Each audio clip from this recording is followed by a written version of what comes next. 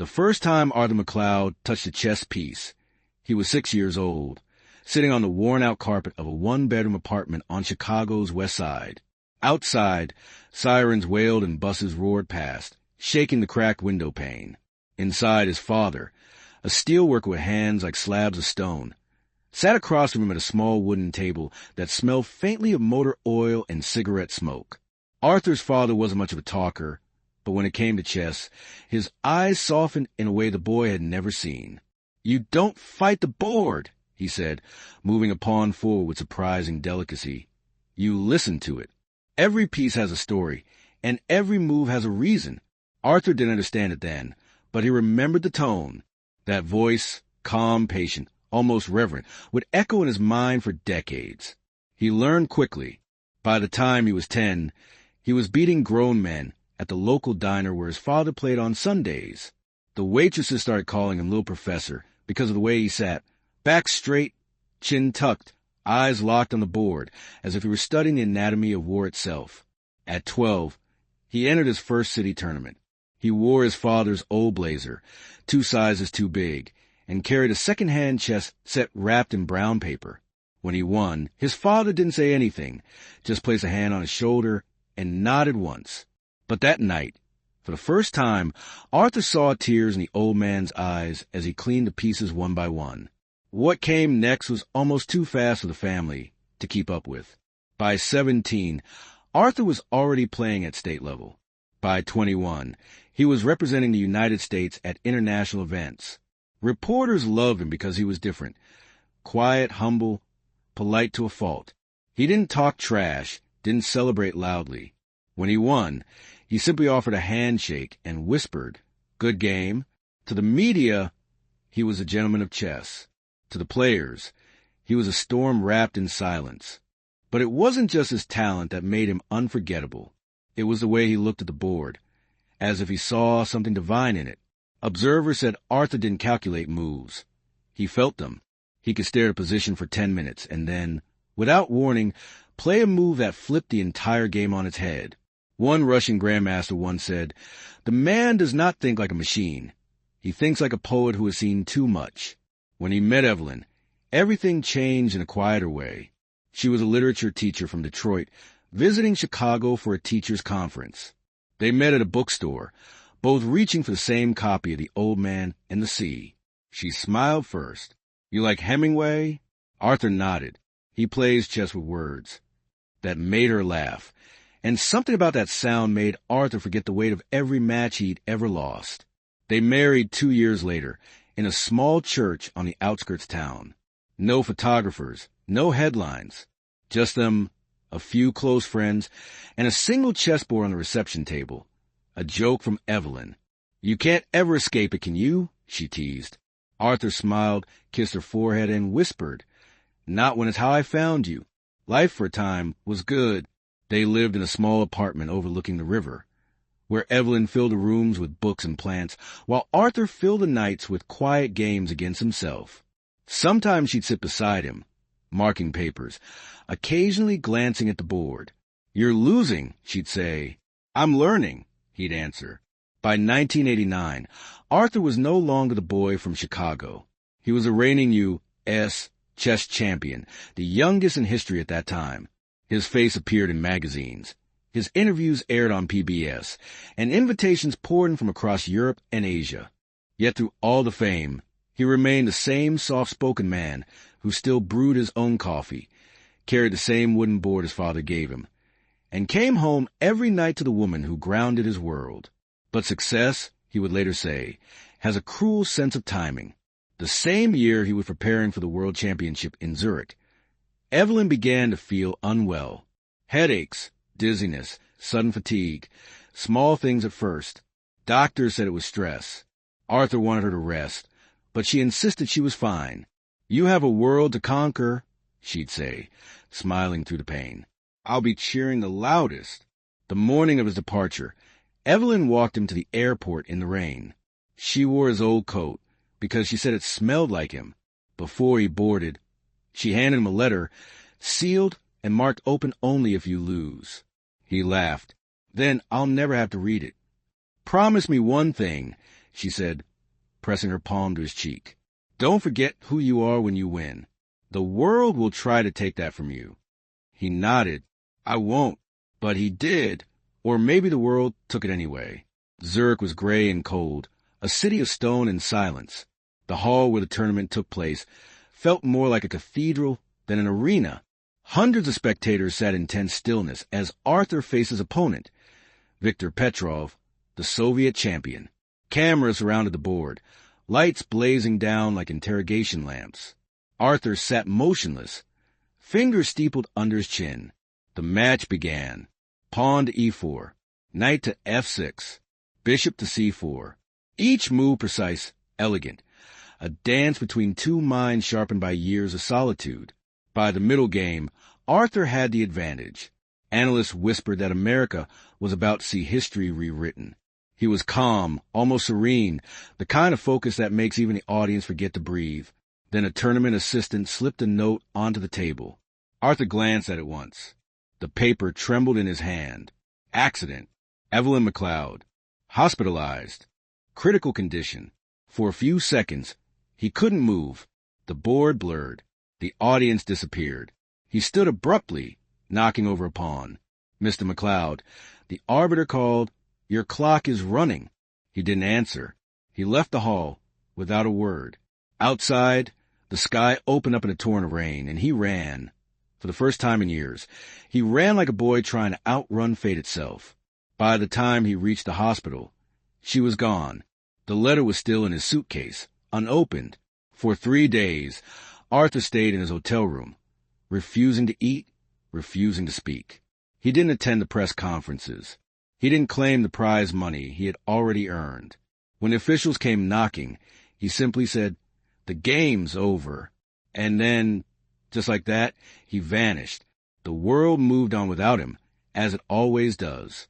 New champions rose. New stories filled the newspapers.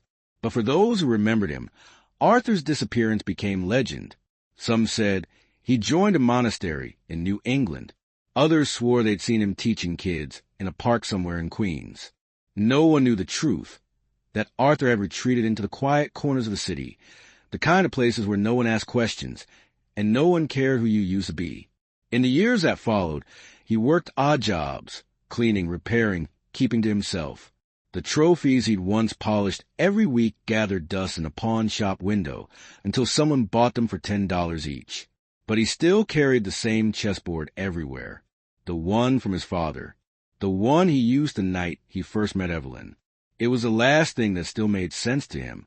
Every morning, he would set it up on the kitchen table of his small basement room, make himself a cup of black coffee, and play both sides. He didn't play to win anymore. He played to remember her voice, her smile, the way she said, "You're losing," to remember the sound of his father's voice telling him, "Every piece has a story." He didn't realize it then, but that ritual, that small, stubborn act of sitting down at a chessboard each day, would one day pull him back into a world he thought he'd left forever. The basement grew colder as the winters came and went. The noise of the city above became his lullaby. He'd listen to footsteps passing overhead, the hum of traffic, the faint echoes of laughter from people who still had somewhere to go. Sometimes he would look at the board under the dim light and think of Evelyn's last words. "Don't forget who you are." It took him years to understand that he hadn't. He just didn't know what to do with it anymore. In 2010, the landlord increased the rent. Arthur, now gray-haired and slower in his movements, packed his few belongings into a box, a jacket, a few books, a faded photograph of Evelyn and the chessboard. He walked out without looking back. The streets of New York had a rhythm that almost felt like chess, calculated chaos, movement, and patterns.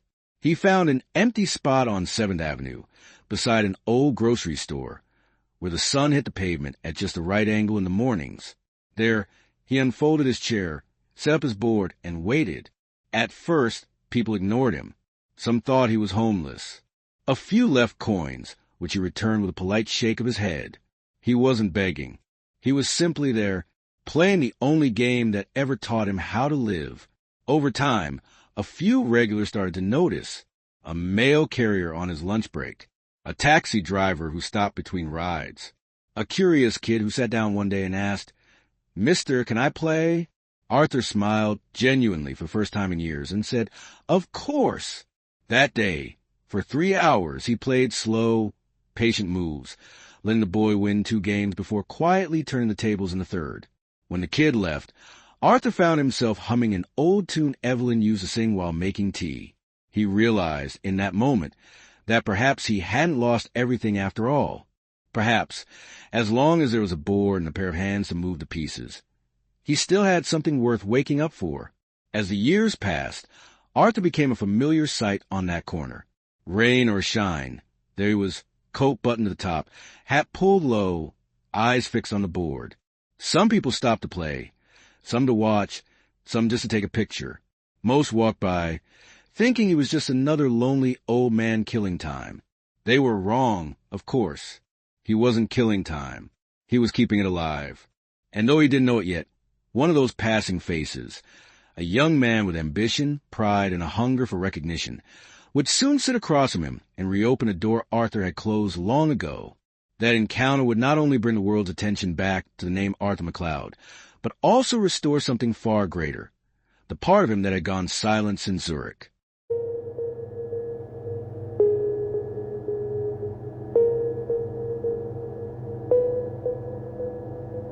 The sun hung low over 7th Avenue, turning the windows of passing cars into flashes of gold.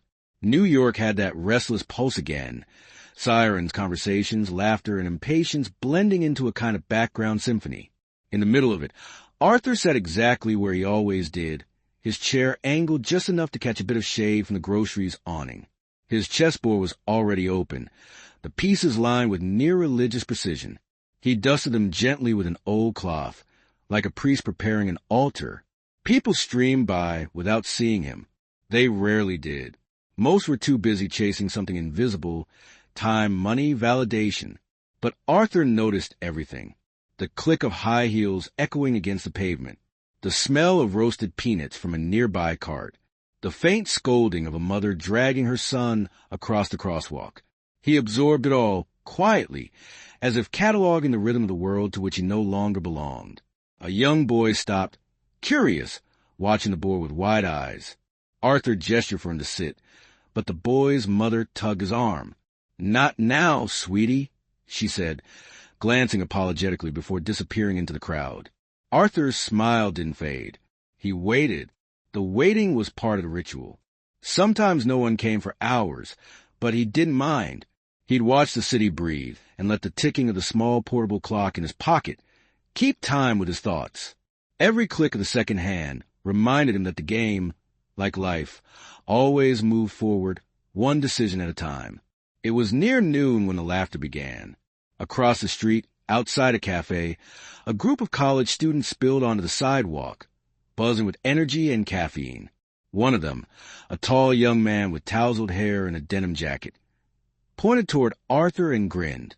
"Look at that, the sidewalk chess king," he said, loud enough for the words to cross the traffic. His friends laughed. "What's he doing? Playing against himself?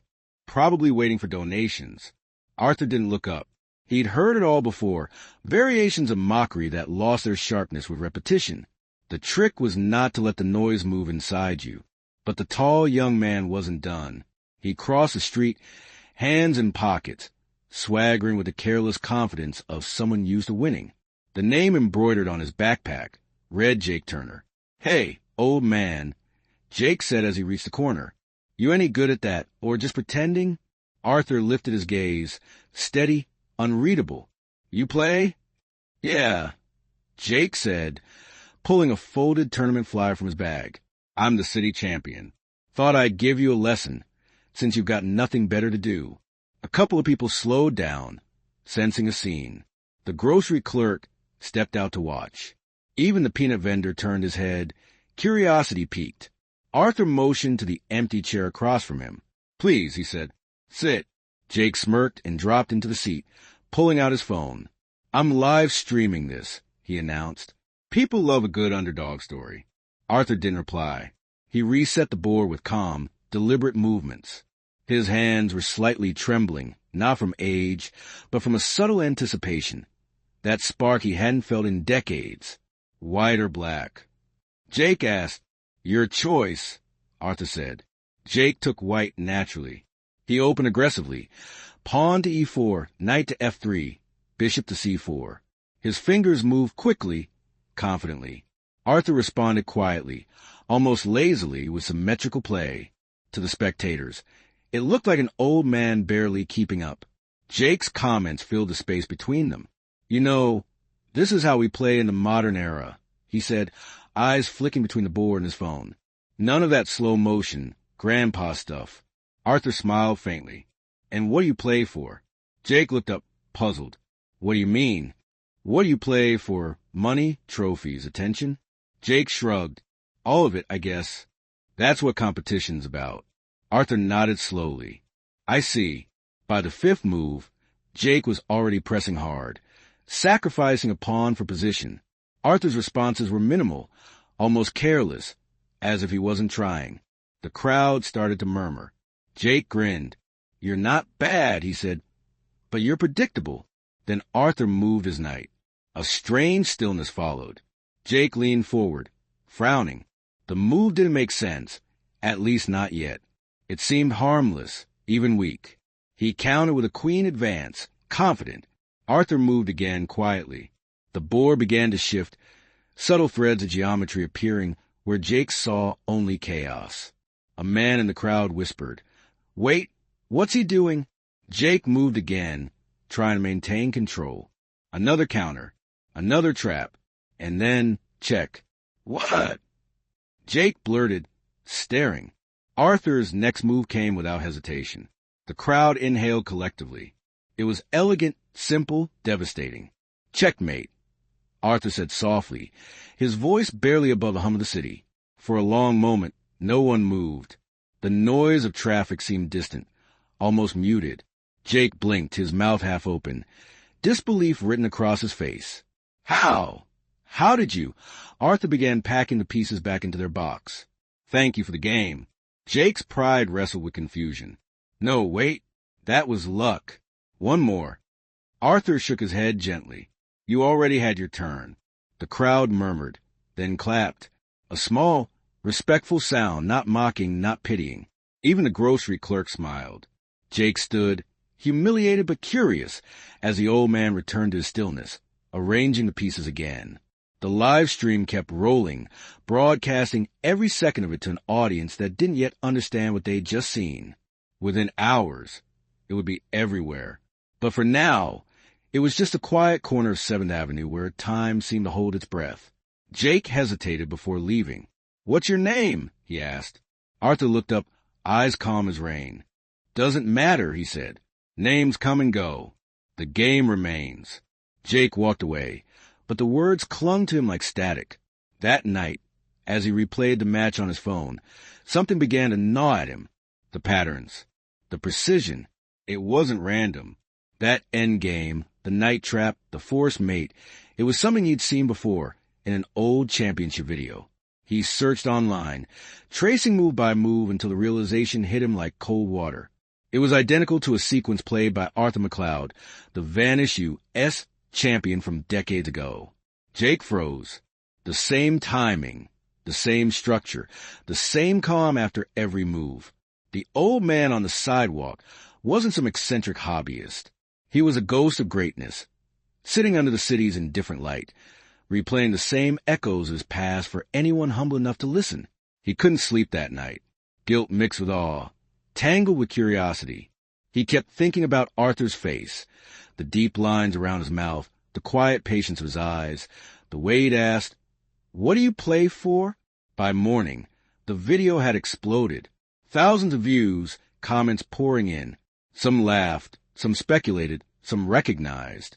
A retired commentator even wrote, "That is McLeod's pattern. I'd bet my career on it." Jake felt a strange urgency he didn't understand. He grabbed his jacket, skipped class, and headed back to 7th Avenue. He found Arthur in the same spot, same chair, same posture, the city rushing by like nothing had changed. Arthur looked up as Jake approached. "Back so soon?" Jake started, then stopped. "You're him, aren't you?" Arthur tilted his head. Who? Arthur McLeod, the national champion, the one who disappeared. For the first time, a shadow passed over the old man's face. Not quite pain, but the ghost of it. That name belonged to someone else, he said. But it's you, Jake insisted. The moves, the style, Arthur raised a hand. The game remembers everyone. Sometimes it borrows hands to keep itself alive. Jake didn't know what to say. He sat down again, uninvited this time. Play me another? Arthur hesitated, then nodded. All right, but this time no cameras. Just you and me. The game that followed was slower, quieter. Jake didn't play to show off. He played to learn. And for the first time, Arthur smiled between moves. Better, he murmured. Now you're listening. Jake frowned. Listening to what? Arthur looked up from the board. The silence between moves. That's where the truth hides. They played for hours. As the sun dipped behind the skyline, the city lights blinked on one by one. The crowd had long dispersed. It was just two people, an old wooden board, and the whisper of pieces sliding over squares. When Jake finally looked up, he realized Arthur hadn't moved his last piece. He was staring past him towards something unseen. Jake turned to look, but there was nothing there, just the fading orange of the evening sky. Arthur's voice came soft, almost to himself. You remind me of me, before I stopped playing to win. Jake didn't understand then, but he would later, that the old man wasn't talking about chess. The next day, journalists started showing up. Cameras, microphones, questions. They wanted interviews, photographs, proof that the legendary Arthur McLeod was alive and playing on a New York sidewalk. Arthur refused them all. He kept playing as if nothing had changed. But things had changed. The quiet corner that once belonged to him was now a spectacle. People brought folding chairs, chess clocks, even souvenirs. The same city that once ignored him now celebrated him. Jake tried to protect him, tried to explain that fame wasn't always kind. But Arthur only smiled and said, You can't protect someone from being seen. Sooner or later, the world remembers what's forgotten. And it did. A week later, the newspapers ran his picture on the front page. The Sidewalk Grandmaster, former champion rediscovered after 30 years. The photo showed Arthur mid-move, his wrinkled hand hovering over the board, sunlight glinting off his eyes. The caption beneath read, Time never truly defeats those who keep playing. Jake clipped that article and carried it in his wallet for years afterward. But for Arthur, it changed nothing. The crowds, the recognition, the noise, none of it mattered. He still arrived every morning at the same hour, unfolded the same chair, and placed the same wooden pieces with reverence. Because for him, the game was never about being known again. It was about remembering who he'd been before the world made him forget. That winter, as snow began to fall over the city, Jake found himself returning to that corner more often, not as a challenger, but as a student. Arthur taught him things that had nothing to do with chess. Patience, humility, stillness. The art of seeing patterns not for what they were, but for what they revealed about people. And though the cold bit at his fingers and the crowds thinned, Arthur remained. His moves grew slower, his silences longer. The game became less about victory and more about peace, a way to let the pieces fall exactly where they were meant to be. It was during one of those quiet games in the middle of December that Arthur looked up at Jake and said softly, Every king eventually lays down his crown, but if he's lucky, he leaves a game unfinished, so someone else can play it better. Jake didn't answer. He just nodded, feeling the truth of it without needing to understand. That night, snow dusted the chessboard like a thin white veil. Arthur brushed it away carefully, one square at a time, as if revealing something sacred beneath. He looked up at the city lights, those same restless stars of concrete and glass, and whispered, almost to himself, I'm still here, Evelyn. Then he made his next move.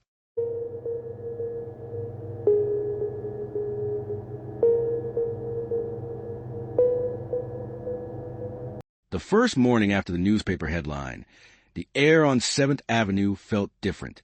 It wasn't just colder. It was thicker, charged, as if the city itself had decided to pause and look. Arthur noticed at the moment he unfolded his chair. There were more eyes on him now, more whispers. A man in a wool coat stopped 10 feet away, pretending to check his phone, but secretly taking a photo. A woman carrying a coffee cup lingered just long enough to make him uncomfortable. The anonymity he'd wrapped himself in for decades had been peeled away overnight. Jake arrived late, carrying 2 coffees from the cafe across the street. He handed one to Arthur and said quietly, "They're calling you a legend again." Arthur didn't respond. He placed a board between them, aligned the squares perfectly, and said, "Legends are for those who need something to believe in." "Maybe," Jake said, sitting down, "but sometimes the world needs a reminder." They played in silence for a while. The city roared around them. Buses, horns, voices. Yet within the 4 corners of that chessboard, it was like another dimension, a small universe of order and understanding. But today, even Arthur felt the intrusion of noise. He could feel the eyes, the phones, the invisible pull of recognition pressing against the small space he'd built for peace. By noon, a television crew appeared. They didn't ask permission. A camera lens hovered above his shoulder, and a woman in a bright red coat introduced herself, smiling too wide. "Mr. McCloud, how does it feel to be discovered again after all these years?" she asked, her voice cutting to the hum of the street. Arthur didn't look up. "Discovered," he murmured. "I wasn't hiding." "But you disappeared from the professional circuit," she insisted. "People thought you were gone," he finished, moving his rook without hesitation. "People think many things." The woman hesitated, unsure whether he was mocking her or simply telling the truth. Jake leaned forward, his jaw tightening. "You need to give him some space," he said, but the crew ignored him, continuing to film. When Arthur finally stood, folding his chair, the crowd instinctively stepped back. "If you want a story," he said softly, "play me." The reporter blinked. "Play you?" Arthur gestured toward the board. "If you want to understand who I am, sit down. Otherwise, all you'll write is noise." She didn't take the challenge. The camera lights flickered off. The next day, however, the video hit the internet with a headline: "The Return of a Silent Genius. Arthur McCloud Speaks Again." Except he hadn't spoken, not really. The media had a way of turning silence into sentences that never existed. Within a week, the corner became crowded every day. People brought folding chairs, chess sets, coffee, signs, even children. Some wanted autographs. Others wanted to test themselves against him. Tourists asked for photos. Some left flowers. A few brought old tournament magazines for him to sign. He signed nothing. Jake watched the shift with unease. The quiet man who had once been invisible was now a public attraction. And though Arthur never complained, Jake could see the subtle exhaustion in the way his hands trembled when setting up the pieces, or the longer pauses he took between moves. "Maybe you should take a break," Jake said one evening as they packed up. Arthur looked at him, eyes calm but tired. "Breaks are for those who have somewhere else to go." "You got somewhere," Jake said. "You've got me." Arthur smiled faintly. "That's kind of you, but I'm exactly where I need to be." The following day, an envelope arrived. It had no return address, only his name scrawled in a careful hand. Arthur stared at it for several minutes before tucking it into his coat pocket, unopened. Jake noticed but didn't ask. He had learned that some questions were like mines on a battlefield. Stepped too hard, and everything exploded. Winter crept closer. The first snow arrived early, soft flakes spinning through the air like lazy ashes. The chessboard was dusted white within minutes. Arthur didn't stop playing. He brushed away the snow with a gloved hand and continued. A little boy, the same one whose mother had pulled him away months ago, ran up and watched, mesmerized. "Why do you play when it's so cold?" the boy asked. Arthur smiled. "Because cold hands remember warmth better than warm ones." The boy laughed, not understanding, and his mother let him stay this time. Jake watched from across the street, the image imprinting itself in his mind. The old man, the child, the board between them, the world blurred around their quiet circle of concentration. It was beautiful in a way Jake couldn't put into words. But beauty, he would soon learn, rarely survives attention. The next week, a chess organization contacted Arthur, offering to host a tribute match, a ceremonial game against the current U.S. champion, televised live, a celebration of his return. They promised payment, honor, legacy. Arthur refused. I've already had my turn, he said. The board doesn't owe me another. Jake tried to convince him otherwise. It's not about owing.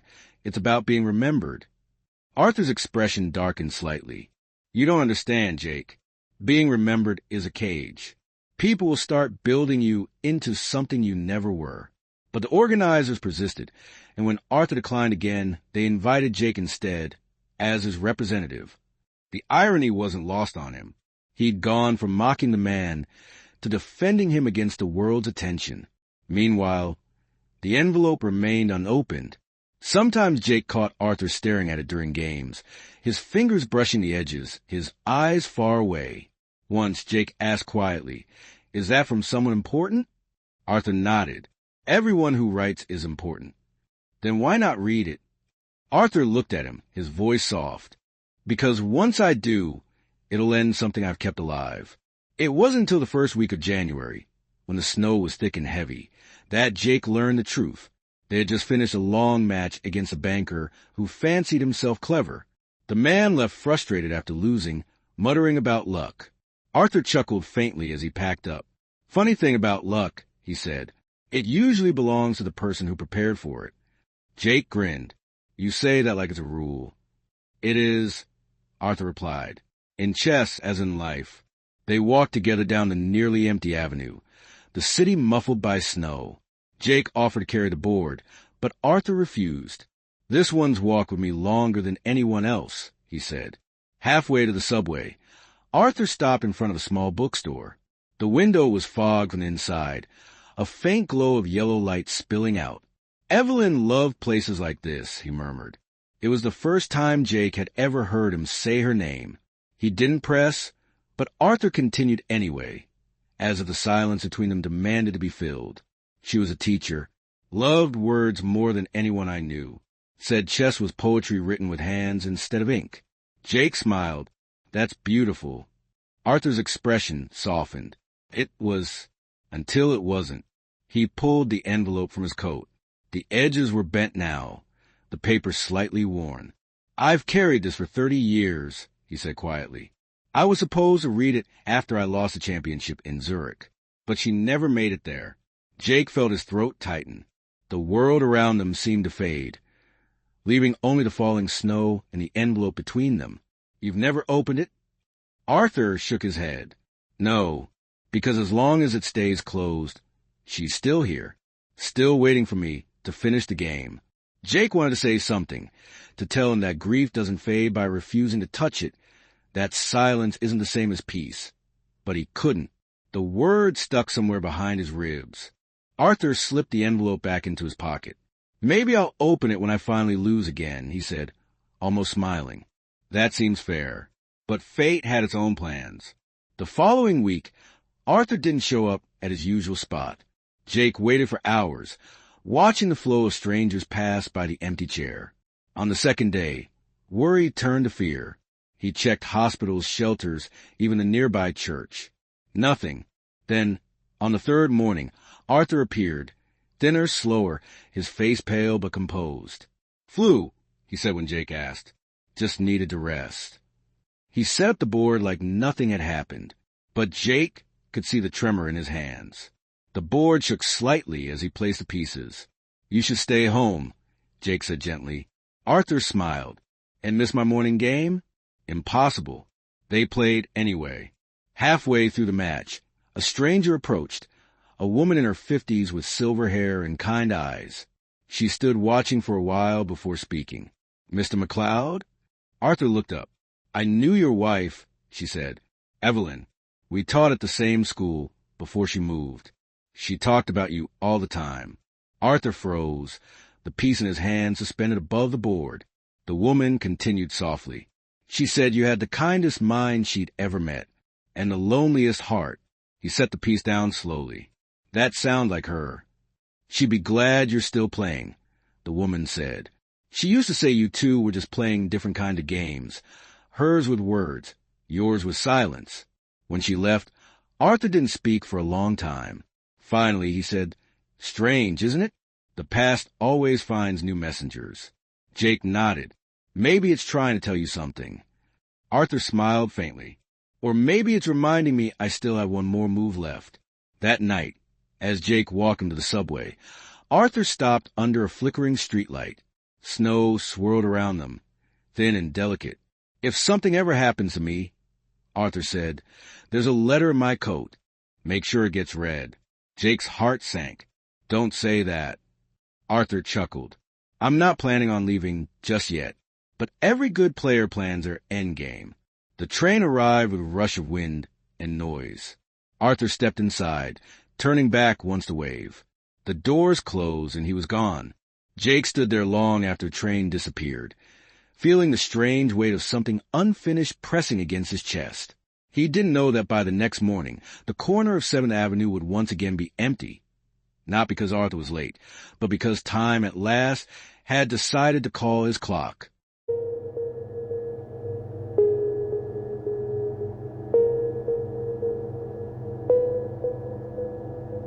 The morning began like any other on 7th Avenue, but something about the air felt wrong. The sky hung low and colorless, and the street noises seemed muted, as if the city itself had paused to listen for something that wasn't coming. Jake walked quickly, the steam of his breath visible in the January cold. 2 paper cups of coffee warming his gloved hands. He looked ahead for a familiar sight, the old grocery awning, the dented trash can, and beside it, the folding chair where Arthur always sat.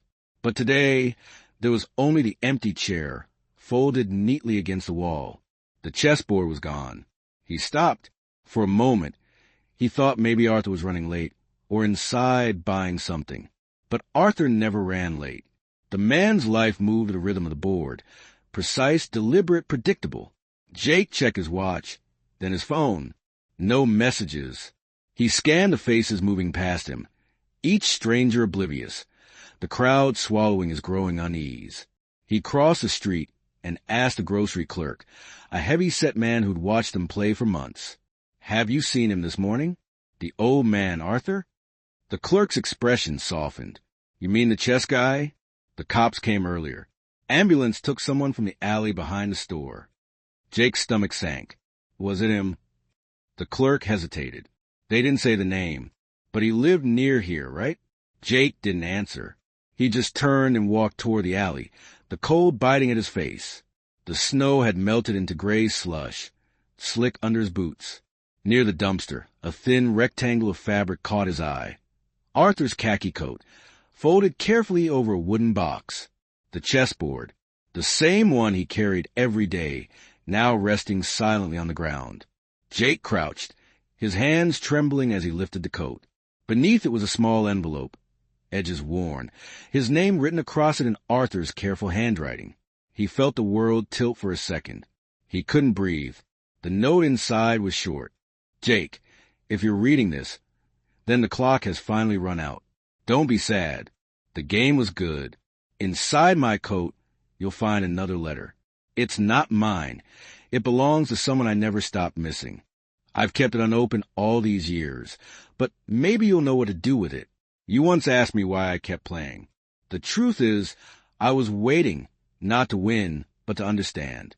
Thank you for sitting across from me long enough to remind me what that felt like. Keep playing. A.M." Jake read it 3 times, his vision blurring. The sound of the street faded into a dull hum. He pressed the letter to his chest and whispered, "I will." He carried the board and the coat home, walking slowly through the gray morning. The city felt larger without Arthur in it, emptier, like someone had quietly erased the only steady point on its map. Jake lived in a small apartment above a laundromat, cluttered with chess books, half-finished papers, and a cracked digital clock that ticked too loudly. He set Arthur's board on the table, brushed away the dirt, and unfolded it. The squares gleamed faintly under the lamp's yellow light, each one worn from years of touch.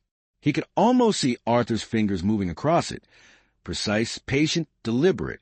From the coat pocket, he pulled out the second envelope. It was older, sealed with brittle wax that had cracked around the edges. The handwriting was unmistakably Evelyn's, elegant and steady. The date in the corner read April 15th, 1989. He held it for a long time, torn between reverence and fear. It felt wrong to open it, and yet Arthur had asked him to. The man had trusted him with something sacred. Jake placed the letter beside the board, as if waiting for permission that would never come. The night stretched on. The ticking of the wall clock became unbearable. He turned it face down. Still he couldn't sleep. The room felt haunted by quietness. Not the comforting kind Arthur used to bring, but a hollow, echoing void. At dawn, he poured himself coffee and finally broke the seal. The first line stopped him cold. My dearest Arthur, if you're reading this, it means you've lost, not the match, but yourself. The words were tender, almost prophetic.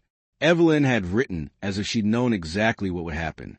I've seen the way you play, how you drift into the board and forget the world around it. I love that part of you, but it frightens me too. You think the game is life itself, but life isn't a series of perfect moves. It's messy and unpredictable, and it hurts. You win by living it, not by controlling it. Jake's hand shook as he read. The ink had faded slightly, but every sentence carried the same clarity as if she'd written it yesterday. If something ever happens to me, don't blame the board. Don't retreat into it.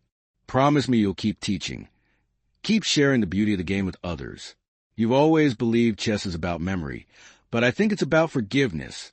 When you forgive yourself for losing, you start to play again, not for victory, but for love. Jake exhaled slowly, tears gathering at the edge of his eyes. I'll be watching every move, my love.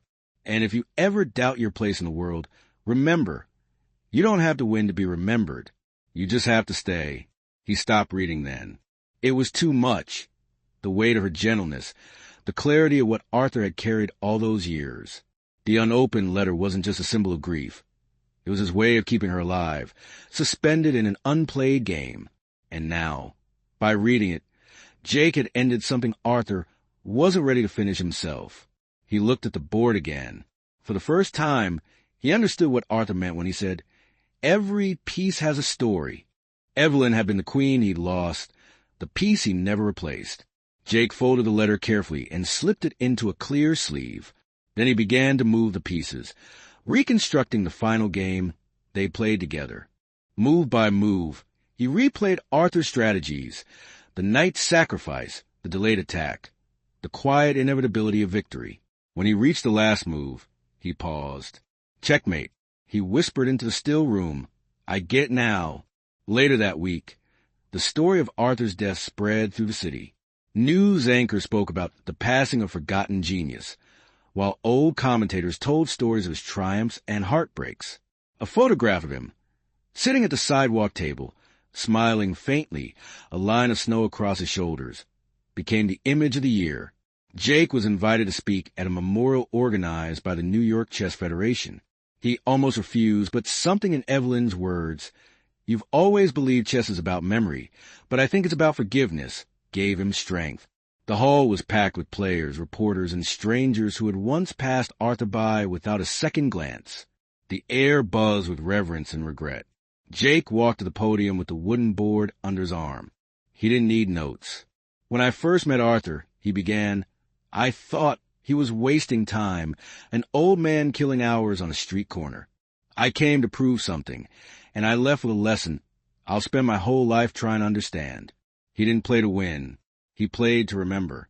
And in doing that, he reminded the rest of us what the game really means. He paused, glancing at the board in front of him. The room was silent. He once told me that silence is where truth hides. I think he was right. But now I know something he didn't say. Sometimes silence isn't the absence of truth. It's the space we leave open for forgiveness. He stepped down, leaving the chessboard on the podium. It gleamed under the lights, the same board that had traveled from smoky tournament halls to a New York sidewalk and now rested before an audience that finally saw the man for who he was, not a fallen champion, but a teacher of stillness. After the memorial, Jake stayed behind. The hall emptied slowly until it was just him and the board. He unfolded the letter from Evelyn again, placing it beside the pieces. For the first time, he noticed something written on the back, a postscript he hadn't read earlier. If you ever find someone who reminds you of yourself, teach them the game. That's how you'll live on. Jake smiled through his tears. He could almost hear Arthur's quiet laugh, the clack of wood on wood, the rhythm of patience and thought. The next morning, he returned to 7th Avenue.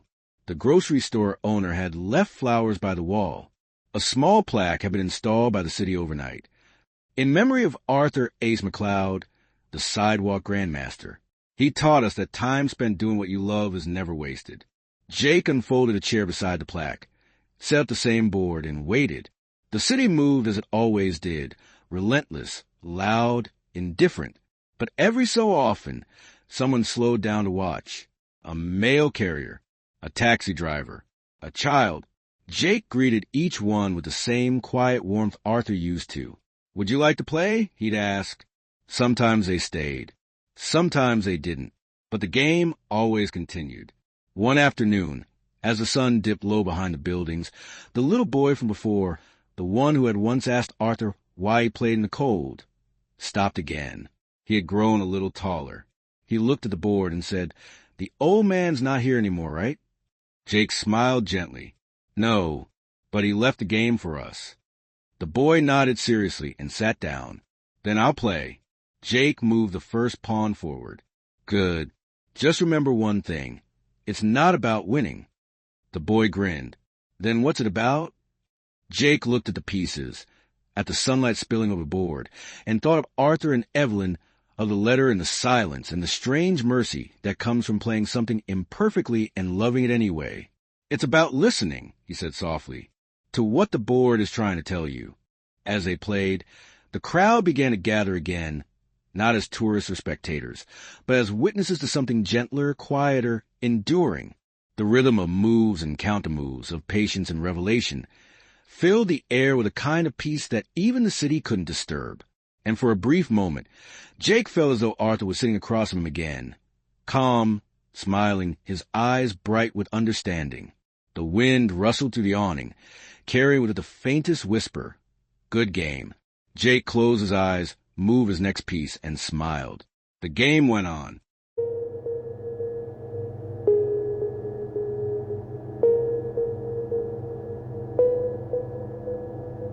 The months after Arthur's memorial unfolded like a slow awakening.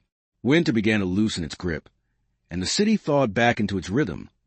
Taxis honking, pigeons arguing over crumbs, strangers brushing past one another with the careless choreography of survival. Yet, on that same corner of 7th Avenue, something had quietly changed. The plaque gleamed under spring sunlight, and beside it, the chessboard was still there. Only now, it wasn't Arthur sitting behind it. It was Jake. At first, he wasn't sure if he belonged there.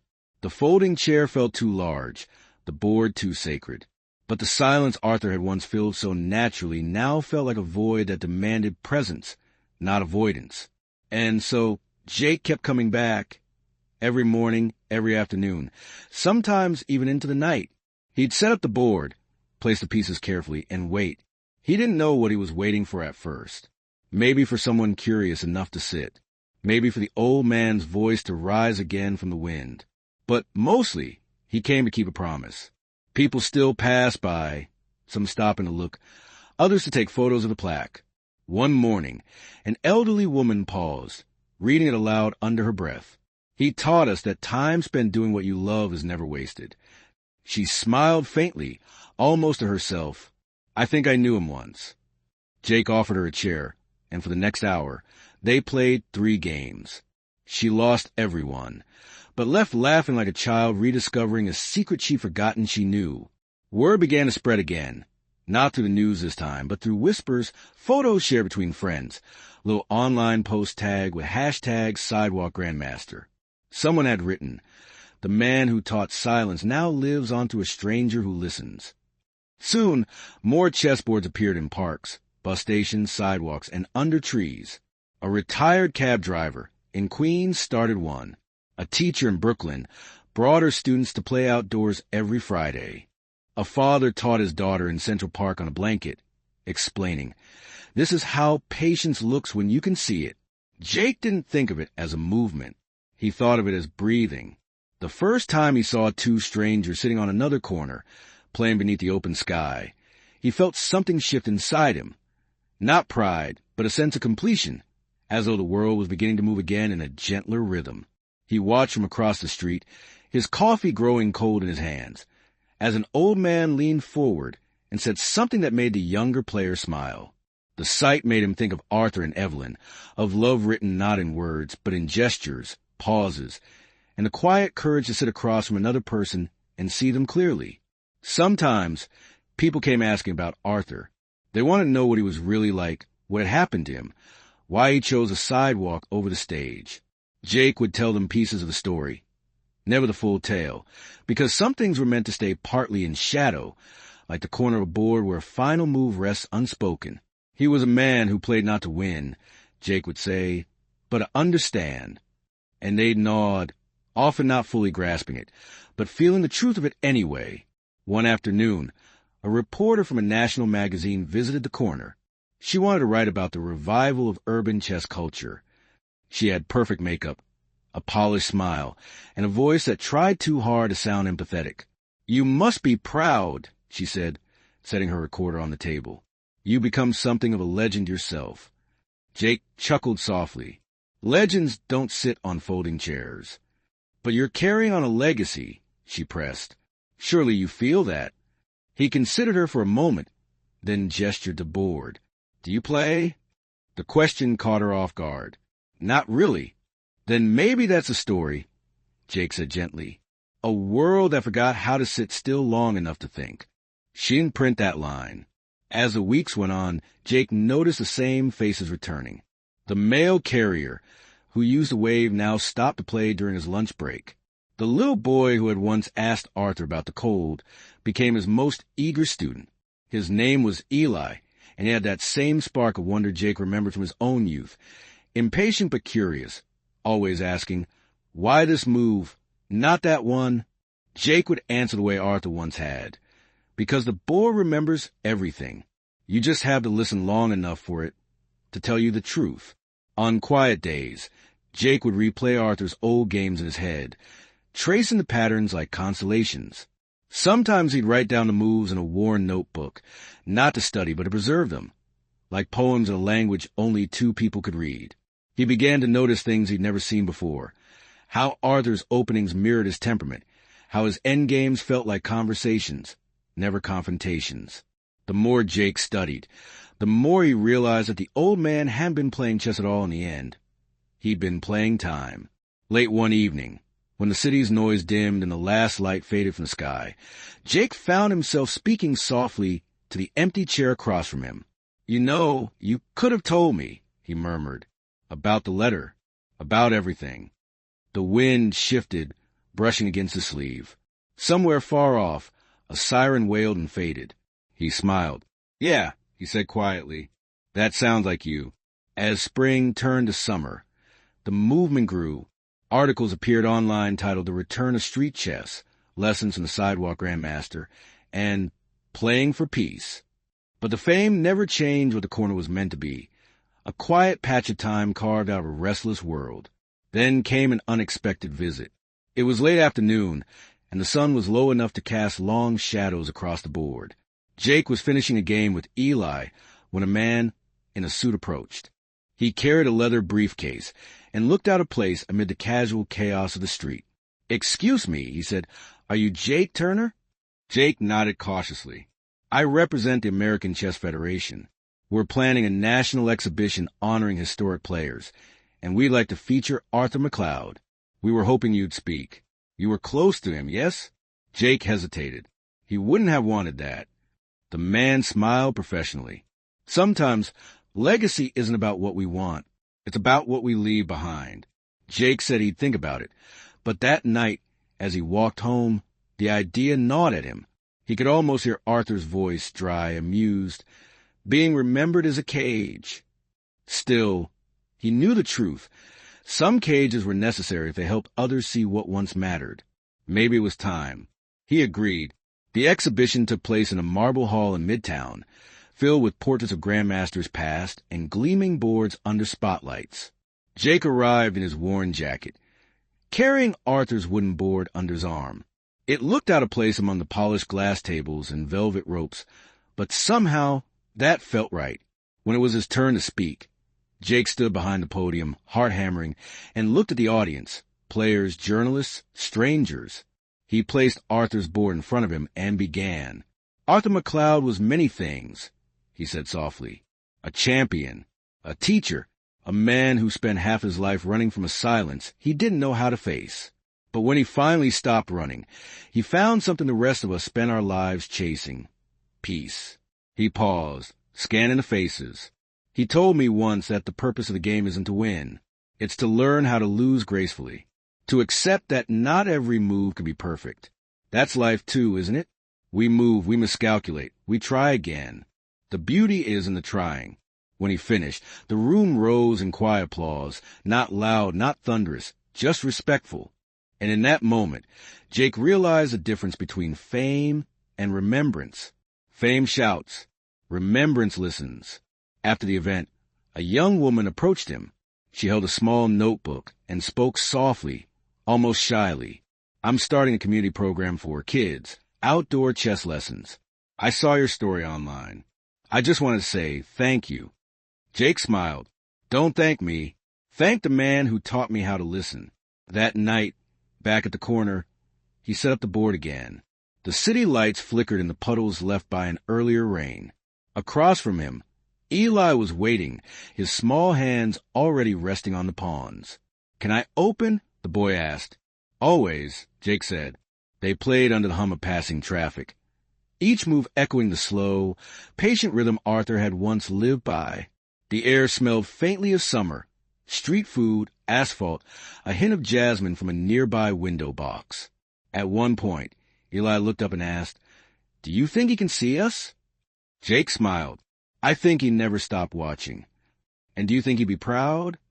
Jake's eyes softened. He'd tell us to stop talking and play the next move. They laughed. Later, when the game ended, Jake packed up the board and stared at the plaque again. The letters were catching the light just right, glowing faintly in the dusk. For the first time, he didn't feel like he was guarding something fragile. He felt like he was standing at the edge of something still growing, something alive. He walked home slowly, his steps matching the rhythm of the city's pulse. In his apartment, the letter from Evelyn still rested on the bookshelf, beside Arthur's photo. He picked it up again, tracing her handwriting with his thumb. Her words echoed through him. You don't have to win to be remembered. You just have to stay. He whispered into the quiet room.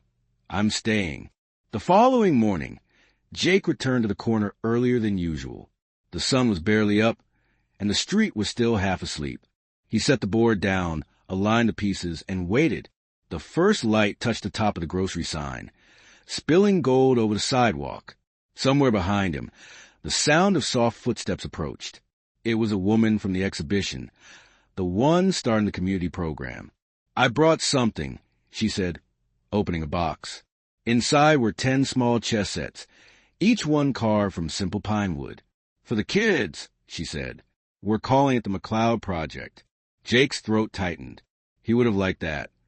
She smiled. Then let's play one for him. They sat down together, the city slowly waking around them.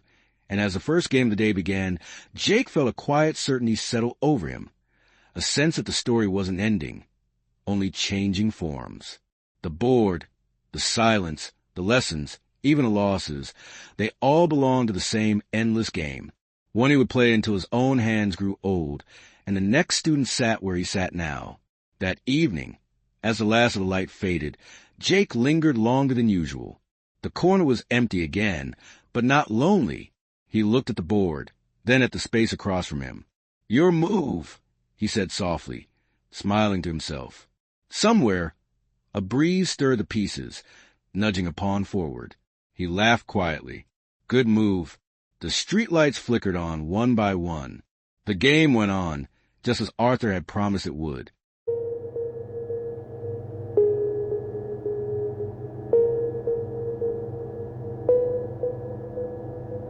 Years passed, as years always do, softly but without apology. The city changed its skin again, new storefronts, new faces, new noises, yet somehow that small corner on 7th Avenue stayed the same. The plaque still gleamed beneath the awning, though time had dulled its shine. The grocery store had been replaced by a small cafe called Evelyn's, opened by a young couple who didn't even know the story behind the name. But every morning, just as the first light reached the pavement, a man with graying hair and calm eyes unfolded a chair and set down a wooden chessboard that had seen more years than anyone else around it. Jake Turner was no longer the young man who'd once mocked an old player. His hair had turned silver at the temples, and his movements had slowed, but his presence still carried that same quiet steadiness Arthur once had. The years had refined him the way time polishes river stones, not by breaking them, but by smoothing their edges. Around him, the city hummed. The sidewalks were never empty now. There were always people playing. The McLeod Project, as it came to be known, had spread far beyond New York. You could find sidewalk chess in Chicago, San Francisco, London, and even small towns where strangers sat together in silence, learning what it meant to move and pause, to lose and forgive. Jake sometimes read the letters that came to the cafe mailbox. Teachers writing about kids who'd learned patience through the game, retired men who'd found friendship after years of solitude, families who played together on Sundays. The words often ended with the same phrase: "We may never have met Arthur McLeod, but through you we found him." It always made Jake smile. He never replied to any of them. Some things didn't need answers. Eli grew up faster than Jake expected. The boy who once struggled to sit still through a 10-minute match was now 22, tall and thoughtful, studying design but spending weekends at the corner teaching others to play. He had Arthur's curiosity and Evelyn's kindness, traits that didn't belong to him by blood but had somehow rooted in him through proximity and love. One summer morning, as the sun poured gently over the street, Eli set up the board before Jake arrived. When Jake appeared, coffee in hand, he smiled. "You're early." Eli grinned. "You taught me never to waste time." Jake chuckled. "No, I taught you that time isn't yours to waste." "Same difference." "Not quite," Jake said, sitting down. "The difference is whether you're moving with the world or just against the clock." They began to play. The moves came slow, unhurried. Neither cared about winning anymore. For them, the game was a conversation, a rhythm. Pedestrians passed, pausing now and then to watch. An older woman whispered to her husband, "That's the man from the article years ago." He nodded, smiling. "Still playing, huh?" Jake didn't hear them. His focus was elsewhere, on the gentle way of the board, the sound wood clicking against wood, the sunlight reflecting off the pieces like liquid amber. As they played, a small group of children gathered nearby, watching with the same fascination that had once filled Jake when he first saw Arthur move a piece across the board. One of the children, a little girl with pigtails, leaned closer and asked softly, "Mister, how do you know which move to make?" Jake looked at her, the corners of his eyes crinkling. "You don't. That's the beauty of it. You move anyway." The girl frowned, thinking, "But what if it's the wrong one?" Jake smiled. "Then you learn why it was wrong. And next time, you move differently. That's how you play and how you live." Eli watched the exchange, a quiet admiration in his eyes. When the girl ran back to her friends, he said softly, "You sound just like him." Jake looked up. "Like who?" "Arthur." Jake shook his head gently. "No, Arthur didn't teach me to talk.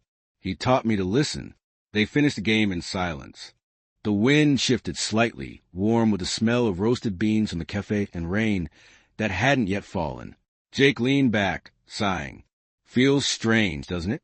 To outlive the person who taught you how to live." Eli studied him. "You think he's really gone?"